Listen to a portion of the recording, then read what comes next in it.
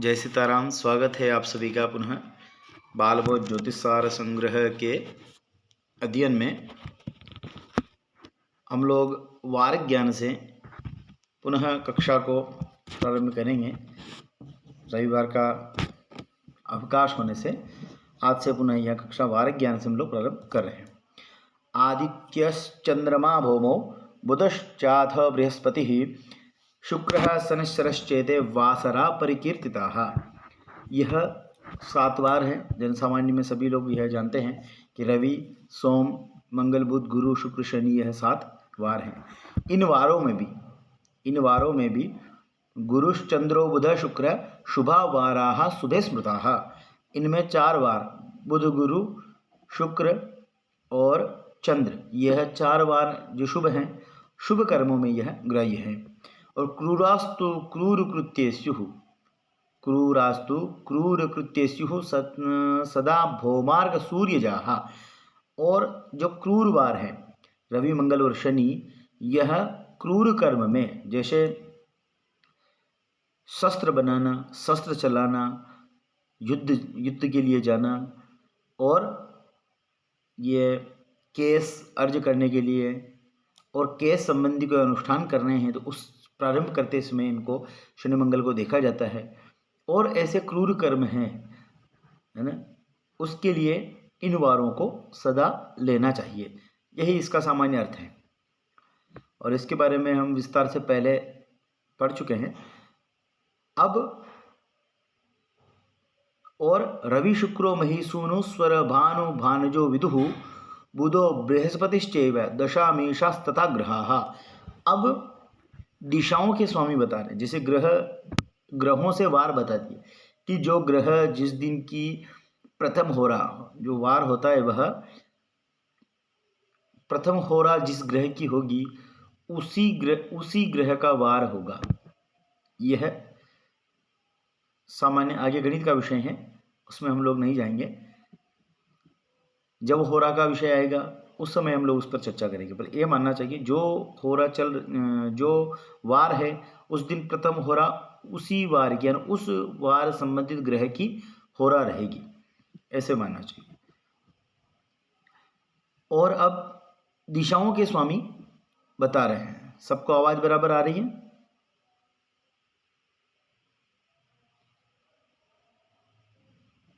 ठीक है। हाँ, ऐसा कुछ रिएक्शन दे दिया करो कब बीच में। नहीं समझ में आए, ऐसा लग रहा है जैसे मैं अकेला बोल रहा हूँ, आप हो ऐसा मुझे लगे, ठीक है ना, ऐसा बता दिया करो कभी कभी। अब ग्रह 9 हैं और दिशाएं यहाँ इन्होंने 8 मानी। दिशा जो है 4 दिशा है और 4 उपदिशा, जैसे पूर्व, दक्षिण, पश्चिम और उत्तर। यह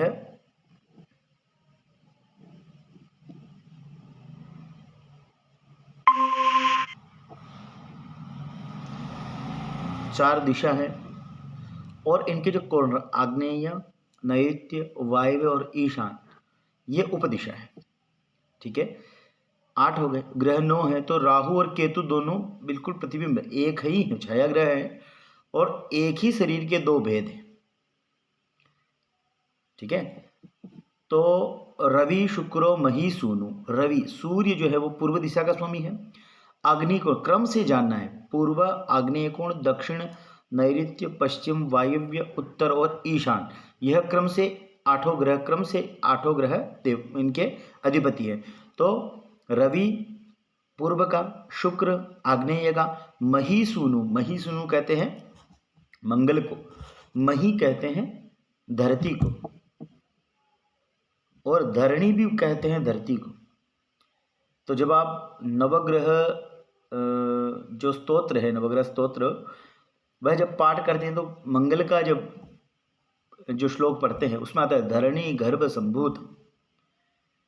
धरणी गर्भ संभूत, जो धरणी यानी धरती के गर्भ से उत्पन्न हुआ स्वयंभू जो है वह मंगल है। धरणी गर्भ संभूतम विद्युत कांति समप्रभम कुमारम शक्ति हस्तंच मंगलम प्रणमाम्यहम। यह श्लोक पढ़ते हैं। वही मही सूनु जो यहाँ अर्थ लिया है वह मंगल के लिए।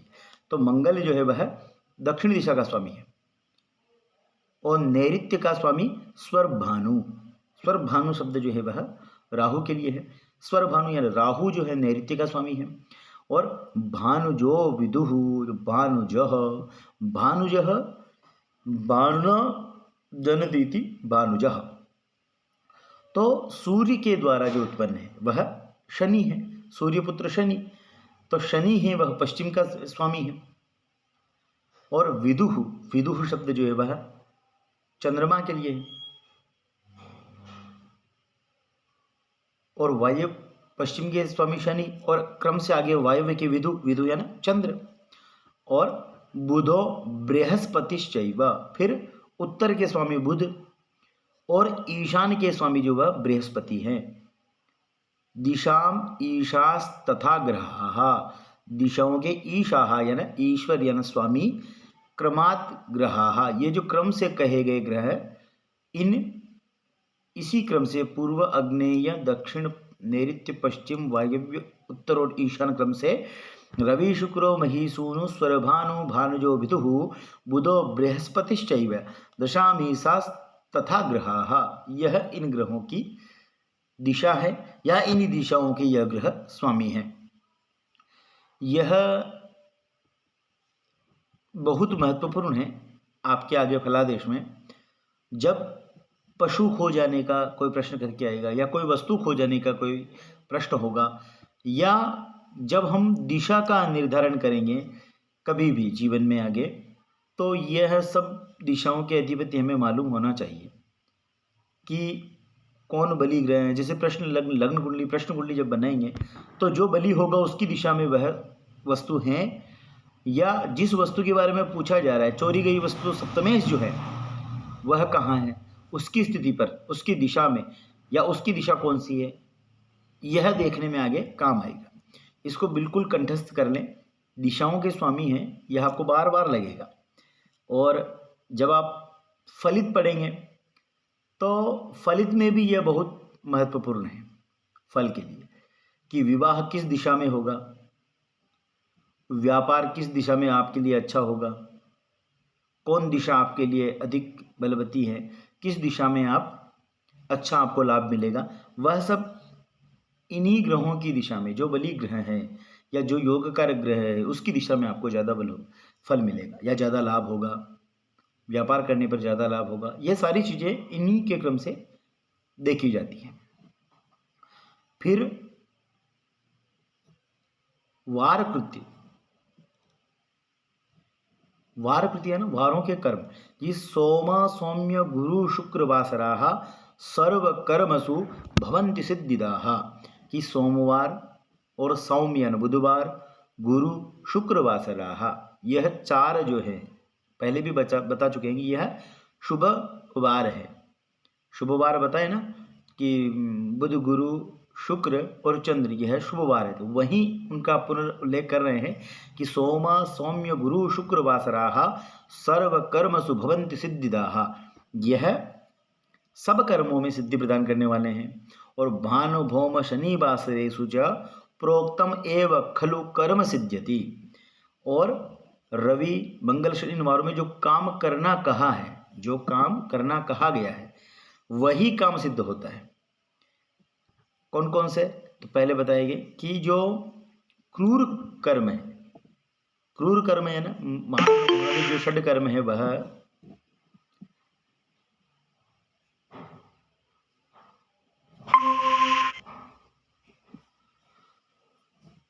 है ना, उच्चाटन आदि जो षडकर्म है, मारण, मोहन, वश, उच्चाटन, वशीकरण और विद्वेष इत्यादि जो कर्म है षडकर्म, वह भी इनमें ले सकते हैं। और एक मिनट और करना है,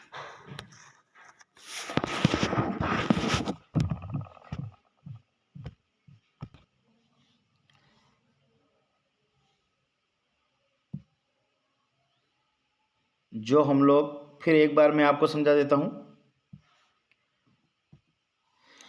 द्विनिग्न मासस तिथि युग विधूनो बशेषित स्याद उडुशेष संख्या, और मासस्थ शुक्लादित एव बोध्य कृष्णे द्विहीने मुनियो बदंती।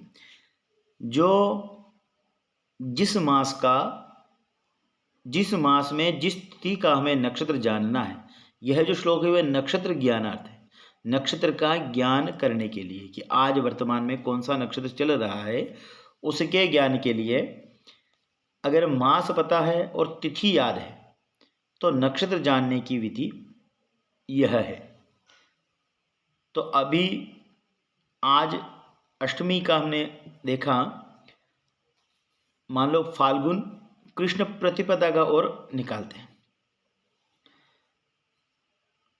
तो जो इस श्लोक के अनुसार जो मास चल रहा है उससे गत मास लेना है, क्योंकि इस मास का तो हम लोग शुक्ल प्रतिपदा से वर्तमान तिथि तक गिनेंगे ना, तो ये मास तो अगर लगाएंगे तो पूरा बीत चुका होगा, जो बीत चुका है उसको ऐड करना है और प्लस में जितने दिन हम आगे बढ़े हैं उतने दिन ऐड करना है। तिथि का योग करने का मतलब यही तात्पर्य है।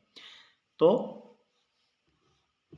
मैं आपको यहाँ समझा देता हूँ छोटे से में कि जब हम गिनेंगे तो माघ जो है चैत्र वैशाख ज्येष्ठ आषाढ़ श्रावण भाद्रपद आश्वज कार्तिक मार्गशीर्ष पौष माघ और फाल्गुन, वर्तमान फाल्गुन चल रहा है तो 12 संख्या होगी।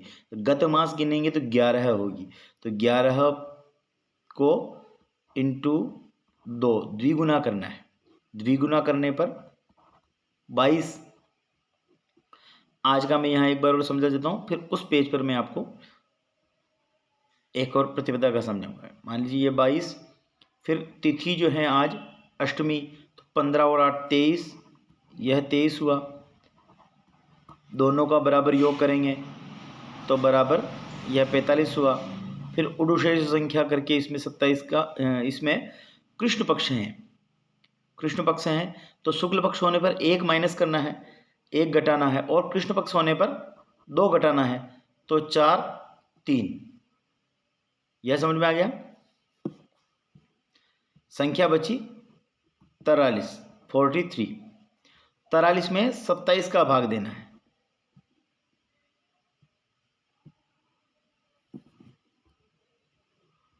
संख्या कितनी बची अपनी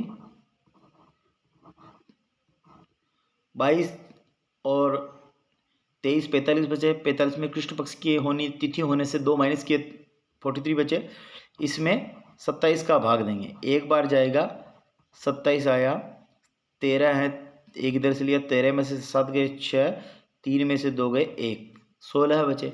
अब हम अश्विनी नक्षत्र से गिनेंगे तो अश्विनी भरणी कृतिका रोहिणी मृगशिरा आर्द्रा पुनर्वसु पुष्य आश्लेषा मघा पूर्वा फाल्गुनी उत्तरा फाल्गुनी हस्त चित्रा स्वाति और विशाखा। क्लियर हो गया।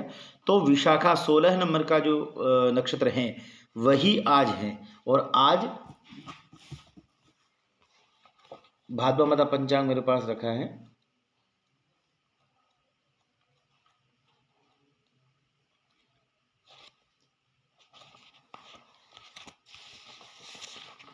फाल्गुन कृष्ण अष्टमी के दिन विशाखा नक्षत्र है और 60 घड़ी का है। ठीक है। अब हम लोग मान लीजिए इसी मास का प्रतिपदा का देख लेते हैं। प्रतिपदा का देखेंगे तो फाल्गुन कृष्ण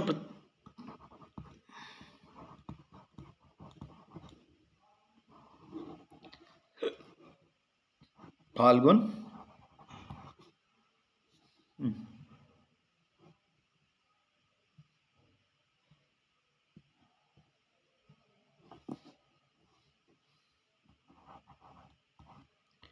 लिखाई समझ में आ रही है? मैं लिख रहा हूं वो दिख रहा है?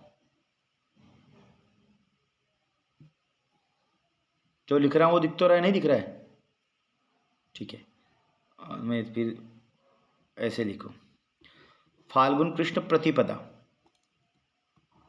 यह प्रतिपदा हुई, इसका जानेंगे यानी कि आज से 7-8 दिन पहले का। तो गत मास जो है फाल्गुन से जो पहला जो निकला वह माघ की 11 संख्या है, इसकी 12 संख्या है। हम तिथि गिन रहे हैं शुक्ल प्रतिपदा, मतलब यहाँ से जब ये प्रारंभ होता है फाल्गुन शुक्ल प्रतिपदा से तो यहाँ से जो ये यहाँ तक का जो विषय है, जितने दिन है वो तो हम इसमें गिन रहे हैं। तो इससे पहले कितने जो बीत चुका है उसको लेना है मास के रूप में, फिर इसको द्विगुना करना है। तो 11 दूना 22, ठीक है। फिर अब यहाँ फाल्गुन शुक्ल प्रतिपदा से कृष्ण प्रतिपदा तक गिनना है। तो 15 और 1 16 हुए। कितने हुए? 15 और 16।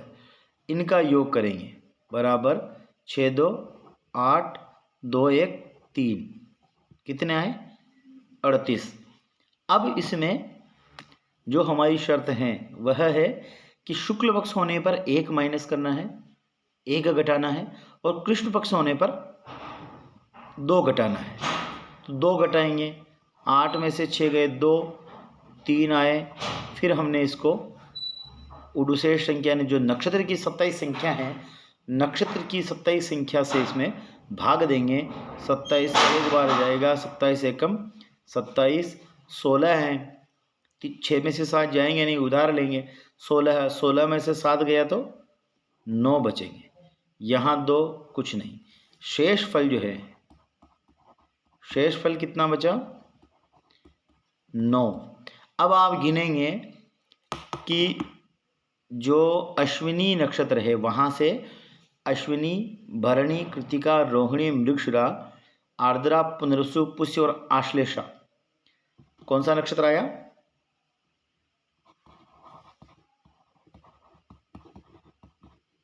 आश्लेषा। यही हमारा नक्षत्र है। जब आप पंचांग में देखेंगे कि फाल्गुन कृष्ण संवत 2082 फाल्गुन कृष्ण प्रतिपदा के दिन, प्रतिपदा सोमवार और आश्लेषा नक्षत्र है, ठीक है। ऐसे आप जब कभी मान लो पूजा पाठ में हो और आपको तिथि और महीना पता है, तो आप यह गणित करके तुरंत जान सकते हैं कि कौन सा नक्षत्र आज है। एक उदाहरण आप स्वयं अपने हिसाब से करें, और कोई दिक्कत है इसमें? कोई दिक्कत नहीं है। यह समझ में आ गया सबको?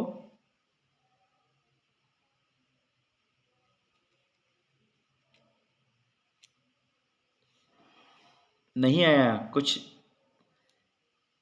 आया या नहीं आया, हमें थोड़ा सोचना तो मिले। 3 बार या 2 बार पहले बता चुके हैं, 1 बार आज फिर क्लियर से बता चुके हैं। 2 उदाहरण और भी, आप कोई भी एक उदाहरण करके मुझे भेजें पर्सनल, फिर आप उसमें अगर कोई दिक्कत होगी तो हम लोग चर्चा करेंगे, ठीक है। इतना ज़्यादा जटिल विषय नहीं है जो हम लोग पढ़ रहे हैं, ठीक है। फिर अब आगे अश्विनी आदि नक्षत्रों के नाम हैं, यह आपको कंठस्थ करनी ही है। जो जो मेन हैं, जैसे तिथि, वार, नक्षत्र, करण, योग, ये सब जो पंचांग के जो मुख्य या ज्योतिष के जो मुख्य अंग हैं, यह सब कंठस्थ करना ही है।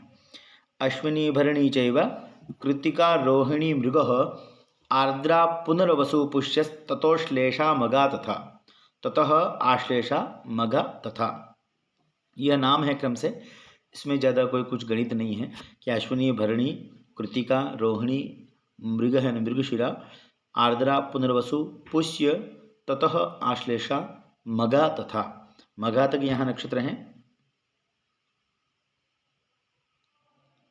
फिर पूर्वा फाल्गुनिका तस्मात् उत्तरा फाल्गुनी ततः हस्त चित्रा तथा स्वाति विशाखा तद अनंतरम अनुराधा तथो ज्येष्ठा तथो मूलम निगद्यते पूर्वाषाढ़ोत्तराषाढ़स्तु अभिजित श्रवणस्तथा। अभिजित जो नक्षत्र हैं इसमें 28 हैं, क्योंकि उस समय अभिजित नक्षत्र पूर्णतः मान्य था। अब 27 ही नक्षत्र हैं। अभिजित जो है वह उत्तराषाढ़ और श्रवण, इन दोनों के बीच का नक्षत्र है। वो इन दोनों के बीच की कुछ घड़ियाँ उत्तराषाढ़ की और कुछ अभिजित की लेकर के अभिजित नक्षत्र बनता है। अभी वर्तमान में 27 नक्षत्र ही मान्य हैं, इसीलिए 27 नक्षत्र हैं। अभिजित को आप फिर भी स्मरण में रखना, और इसका जब गणित होगा तब हम लोग आगे चर्चा करेंगे। उत्तराषाढ़ अभिजित श्रवणस तथा धनिष्ठा शतताराख्या, शततारक यानी शतभिषा, और पूर्वा भाद्रपद ततः, और पूर्वा भाद्रपद फिर उत्तरा भाद्रपदश्चैव रेवत्येतानि भानि च, रेवत्येतानि रेवती पर्यंत भानि च नक्षत्र कहे गए हैं। अश्विनी, भरणी, कृतिका, रोहिणी, मृगशिरा, आर्द्रा, पुनर्वसु, पुष्य, आश्लेषा, मगा, पूर्वा फाल्गुनी, उत्तरा फाल्गुनी, हस्त, चित्रा, स्वाति, विशाखा, अनुराधा, ज्येष्ठा, मूल, पूर्वाषाढ़ा, उत्तराषाढ़ा, श्रवण, धनिष्ठा, शतभिषा, पूर्वा भाद्रपद, उत्तरा भाद्रपद और रेवती, यह 27 नक्षत्र हैं। और अभिजित का योग करके 28 है। ठीक है। अब यह आपको बिल्कुल कंठस्थ करने हैं। मेन जो विषय वस्तु हैं मुहूर्त प्रकरण का, वह नक्षत्र ही हैं। हर एक राशि और राशियों में जो चरण सब नक्षत्र से बने, तो नक्षत्र और नक्षत्र के स्वामी बिल्कुल कंठस्थ होने चाहिए। नक्षत्र हो गए। अगला जो श्लोक है वह नक्षत्र स्वामी का है, उस पर हम लोग कल चर्चा करेंगे। अभी जो है यह काफ़ी श्लोक हो चुके हैं आज। इसमें अगर किसी का प्रश्न हो तो आप एक एक करके पूछें।